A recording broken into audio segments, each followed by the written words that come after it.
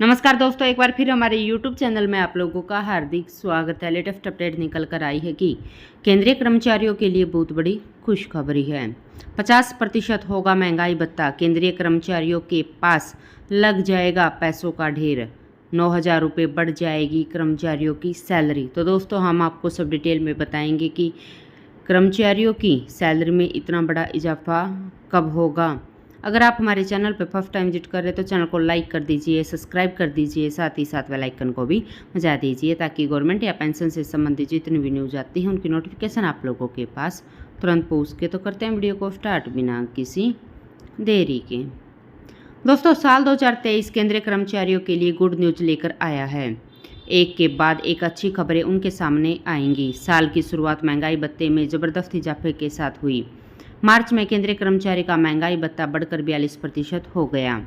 केंद्रीय कर्मचारियों के लिए हर साल 2 बार महंगाई भत्ते में इजाफा होता है, लेकिन यह इजाफा कितना होगा यह महंगाई के क्रम पर निर्भर करता है। महंगाई के अनुपात में केंद्रीय कर्मचारी को मिलने वाले भत्ते में इजाफा होना तय है। खैर, कर्मचारियों के लिए महंगाई भत्ता आने वाले वक्त में खुशखबरी लेकर आ रहा है। उनका महंगाई भत्ता 50% होने जा रहा है। दोस्तों, केंद्रीय कर्मचारियों के हाथ लगने वाला है अब मोटा पैसा। दोस्तों, हाल ही में केंद्रीय कर्मचारी के महंगाई भत्ते में जो 4% की बढ़ोतरी हुई है वह जनवरी 2023 से लागू हुई है। अब जुलाई 2023 से अगले महंगाई भत्ते का ऐलान होगा। अगला इजाफा भी 4% ही होगा। दोस्तों, जिस तरह से महंगाई के हालात हैं, 2 महीने के CPI IW के आंकड़े आ चुके हैं, उनसे साफ हो चुका है कि आने वाले दिनों में महंगाई भत्ते में भी 4% की तेज़ी आएगी। मतलब है कि सीधा 42% महंगाई भत्ता जुलाई में बढ़कर 46% हो जाएगा। महंगाई भत्ते का एक नियम है कि सरकार ने साल 2016 में जब 7वां वेतन आयोग लागू किया तो उस वक्त महंगाई भत्ता शून्य कर दिया था। नियमों के मुताबिक महंगाई भत्ता जैसे ही 50% तक पहुंचेगा तो उसे दोबारा शून्य कर दिया जाएगा और 50% के अनुसार जो पैसा भत्ते के रूप में कर्मचारियों को मिल रहा है उसे बेसिक सैलरी यानी न्यूनतम सैलरी में जोड़ दिया जाएगा।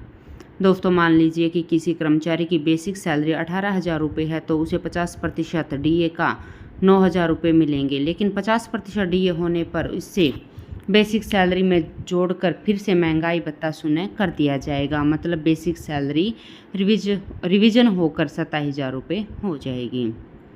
दोस्तों, जब भी नया वेतनमान लागू किया जाता है तो कर्मचारी को मिलने वाले DA को मूल वेतन में जोड़ दिया जाता है। यूँ तो नियम कर्मचारियों को मिलने वाले 100% DA को मूल वेतन में जोड़ना चाहिए, लेकिन ऐसा नहीं हो पाता। वित्तीय स्थिति आड़े आती है। हालांकि साल 2016 में ऐसा किया गया, जिससे पहले साल 2006 में जब छठा वेतनमान आया तो उस समय 5वें वेतनमान में दिसंबर तक 187% DA मिल रहा था। पूरा DA मूल वेतन में मर्ज कर दिया गया था, इसलिए छठे वेतनमान का गुणनांक 1.87 था।